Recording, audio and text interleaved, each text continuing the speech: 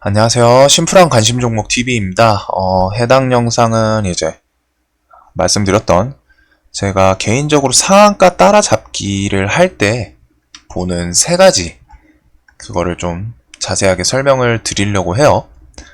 1번은 이제 그날 주도 테마 대장인지, 2번 HTS에 뉴스가 있는지, 3번 시간 대비 거래 대금이 얼마나 터지는지. 자, 일단 상따 들어가기 앞서서 이건 일단 어차피 그냥 제가 상따를 할 때 어떤 걸 기준으로 보는지에 대한 영상이에요. 이거 외에도 좀 더 디테일한 게 있기는 한데 거기까진 좀 그렇고, 하여튼 상따라는 게 보기에는 엄청 매력적이죠. 상따라는 게 서울제약 같은 거 이런 식으로 갖다 상따 잘만 하면은 다음날 걔 막 6%, 8%, 10%, 20% 뜨고 점상 가는 애들도 나오고 엄청 매력적으로 보이겠지만 그만큼 위험합니다. 이게 항상 이거를 생각하셔야 돼요. 요 구간에서 지금 상따를 한다는 건데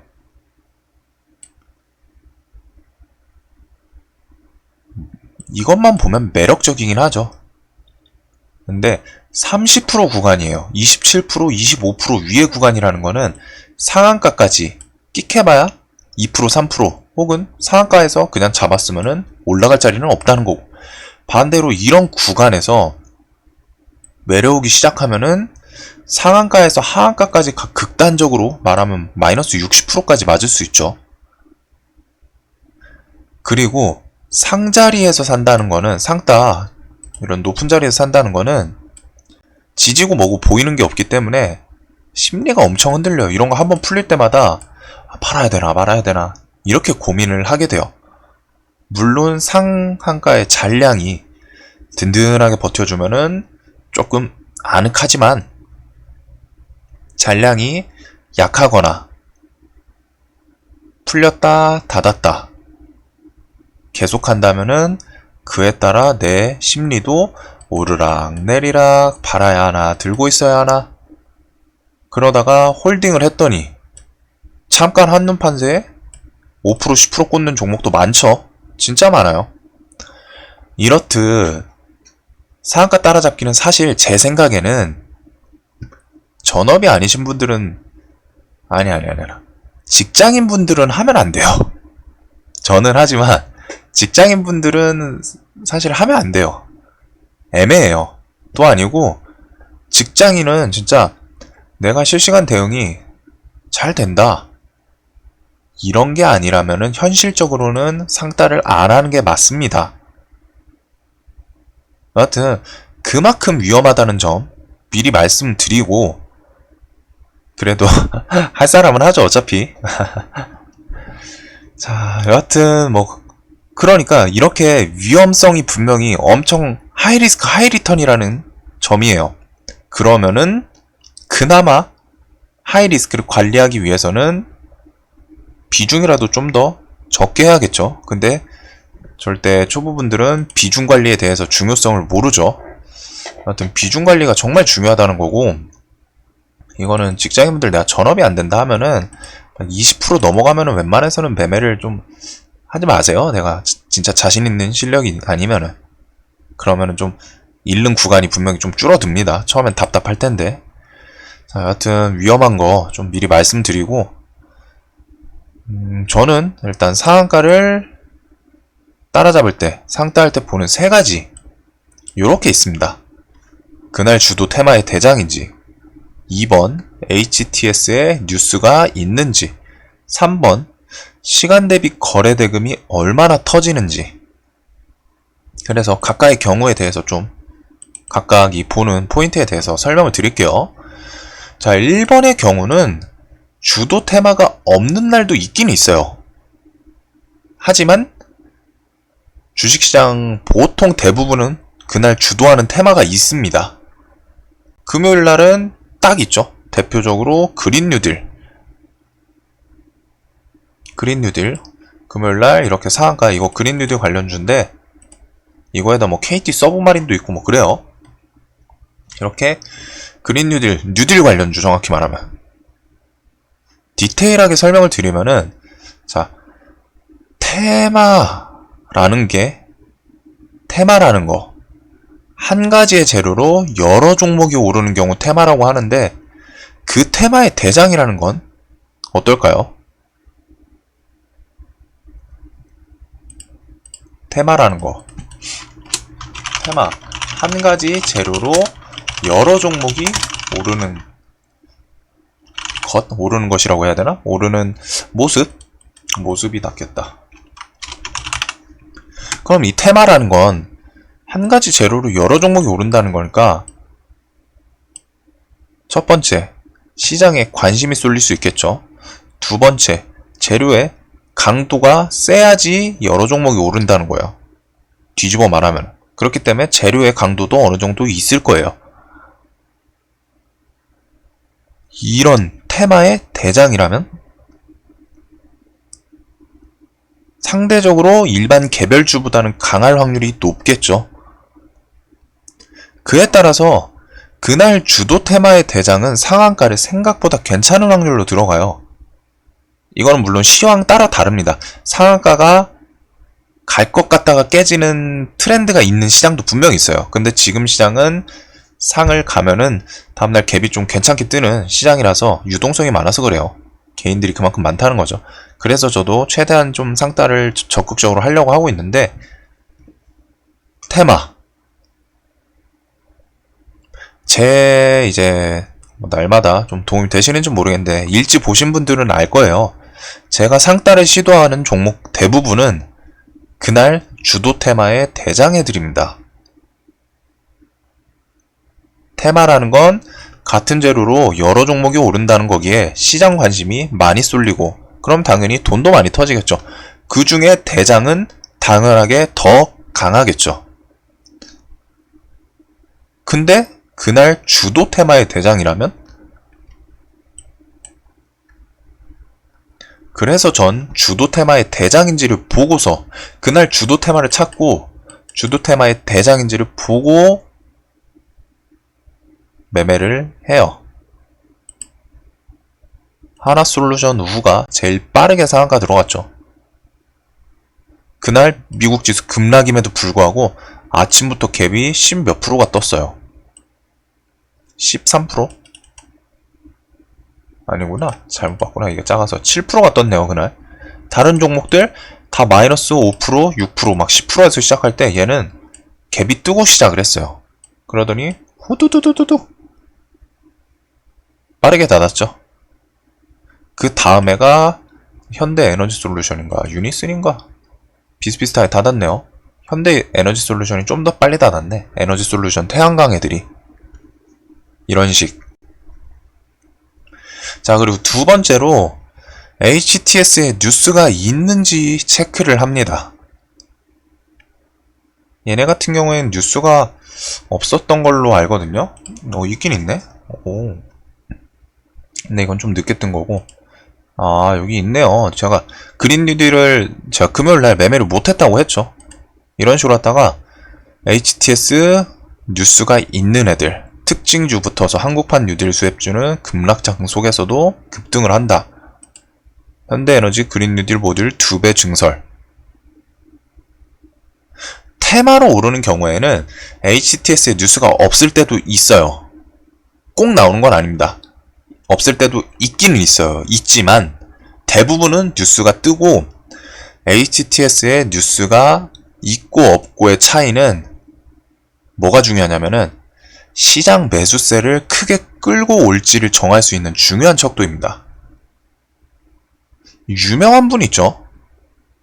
이런 거 말고서 유명한 분이 있어요. 지금 머릿속에 떠오르시는 그분일 겁니다.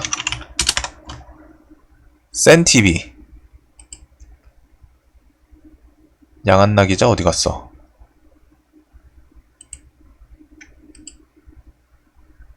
이름이 안 나오네.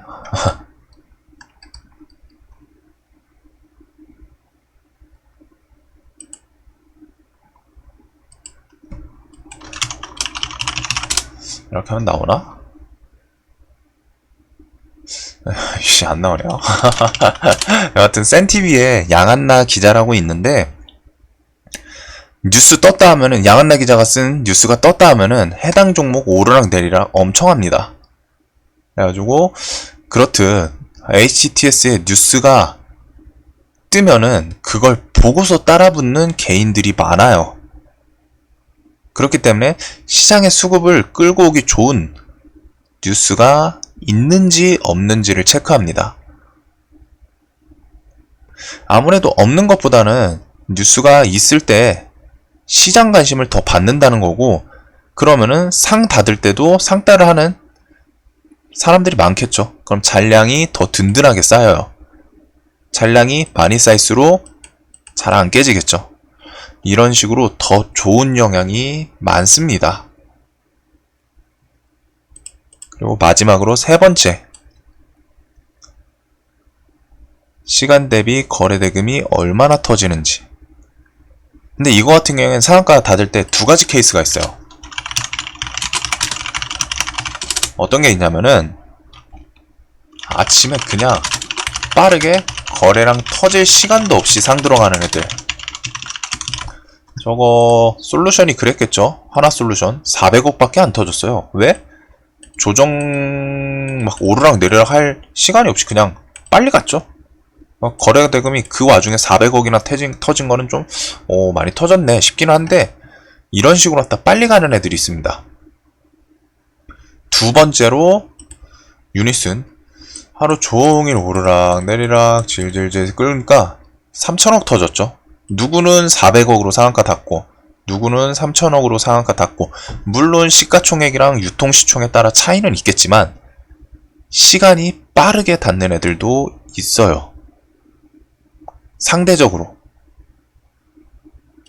시총이든 뭐든 해서 아침에 일찍 닫으면은 그만큼 거래 대금이 덜 터지는 케이스.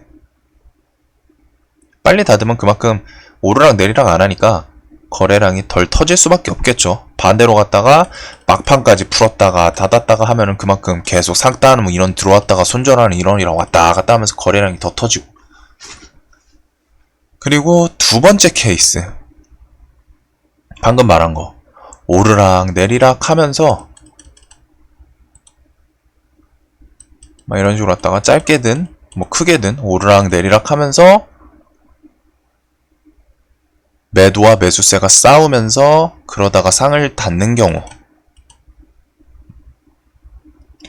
금요일날은 사실 좀 수급이 그냥 몰리는 곳에 너무 몰려가지고 지금 설명드릴 만한 그런 좀 애들이 없는데, 영진약품 같은 거니까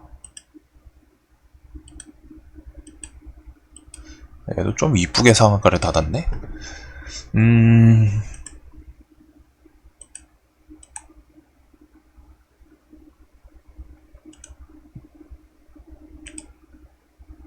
요런 느낌. 상한가를 신테카바이오가 있었네요.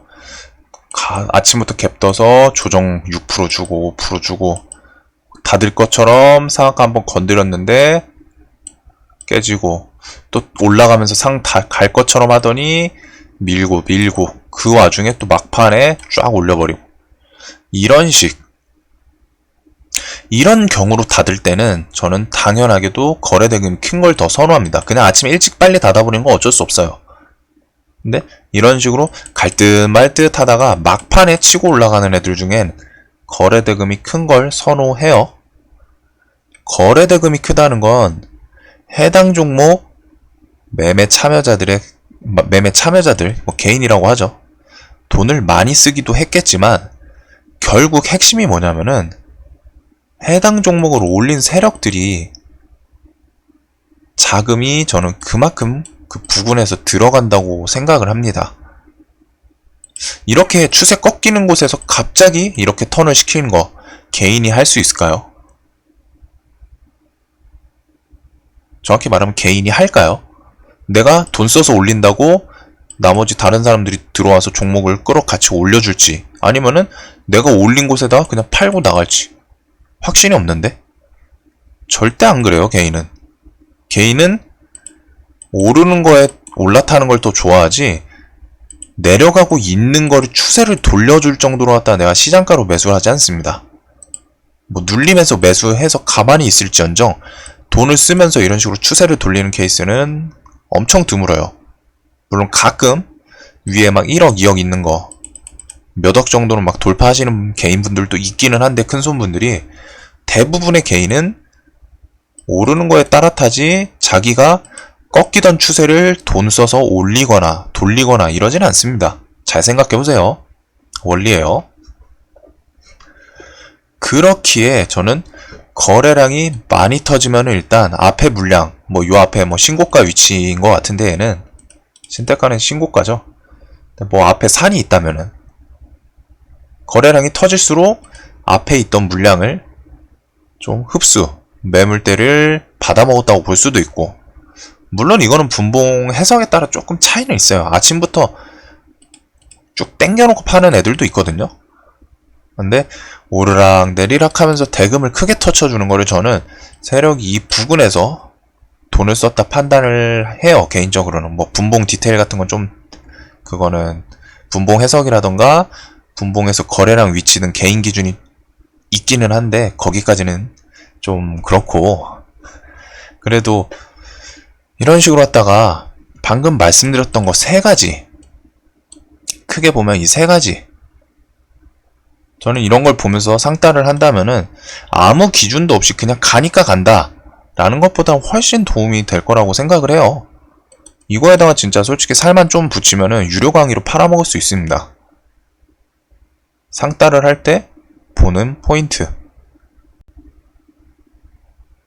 뭐 이거는 뭐 보는 사람에 따라 다르겠죠. 근데 저는 이거 진짜 엄청 큰 거라고 생각해요. 이것도 상따 하시는 분들한테는. 여하튼 항상 영상이 도움 되셨으면 좋겠습니다. 도움 되셨다면 구독과 좋아요 꼭 좀 부탁드리고, 항상 영상 봐주셔서 감사합니다. 주말 편히 쉬세요.